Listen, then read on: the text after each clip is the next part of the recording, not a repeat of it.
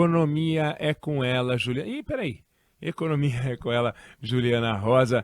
Juliana, eu estava falando aqui que nós tivemos, desde a posse do presidente Lula, uma, duas, três, quatro. Essa foi a quinta reunião do Banco Central, do Copom, para definir, foi o calendário do Comitê de Política Monetária 2023, para definir taxa de juros. Então, são 5 reuniões que o Roberto Campos Neto vem levando cascudo. É cascudo atrás de cascudo. Aí, dessa vez, saiu a decisão, ele votou pelo 0,5%, e uma fala do Fernando Haddad muito civilizada, mas muito civilizada, um exemplo, aliás, que deveria ser seguido por outros integrantes do governo, a começar pelo ministro da Justiça.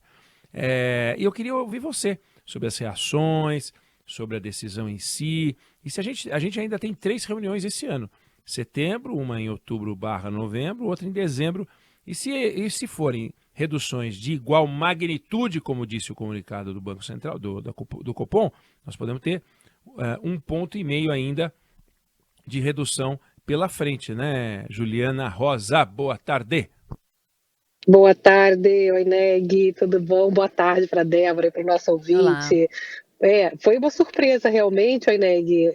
2 pontos. Um, que o Banco Central acabou majoritariamente decidindo pelo corte de 0,5 ponto percentual da taxa Selic. E o segundo ponto, como você colocou bem, foi o fato de que o próprio presidente do Banco Central votou pelo corte maior. Ele foi, inclusive, o voto de Minerva. Empatou 4-4. 4 diretores votaram por um corte menor, de 0,25 ponto percentual, e 4 diretores votaram a favor de um corte maior de 0,5 ponto percentual, incluindo os 2 diretores indicados pelo governo Lula, que participaram pela primeira vez dessa reunião do Copom. Isso já era esperado, mas a dúvida era para que lado penderia o presidente do Banco Central.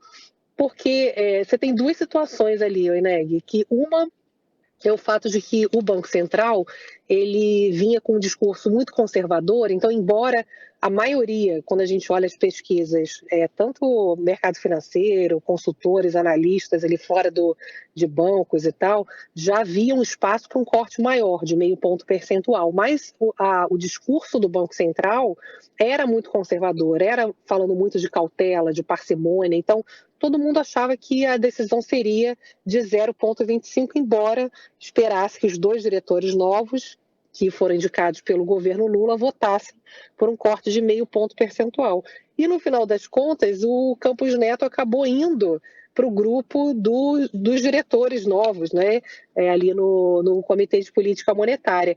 O que a gente pode concluir, olhando hoje as avaliações, é que, primeiro, que ninguém acha que foi uma decisão de pressão política, porque, de novo, né, você tem argumentos tanto para uma visão mais conservadora, quanto para uma visão ali de um espaço maior de juros. Então, ele tinha argumentos técnicos ali para tomar essa decisão. Mas o mais interessante, como você falou, né, o Haddad, Fernando Haddad, ministro da Fazenda, assim que foi anunciada a decisão, ele foi ali para frente do Ministério da Fazenda elogiar o presidente do Banco Central. Em nenhum momento ele falou do diretor Gabriel Galípolo, que é provavelmente, né, a expectativa é que ele seja o substituto do Campos Neto.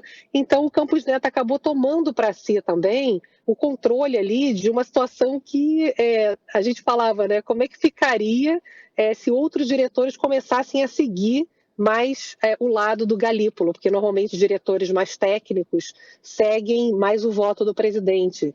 E acho que foi uma jogada de mestre, viu? E que em nenhum momento coloca em xeque também a credibilidade, né, a escolha técnica do Roberto Campos Neto. Foi reação positiva hoje, né? Pois vamos acompanhar. Juliana Rosa, Economia é com você, e amanhã a gente volta a conversar. Gracias. Um beijão. Valeu, Ju. Até amanhã. 12h53.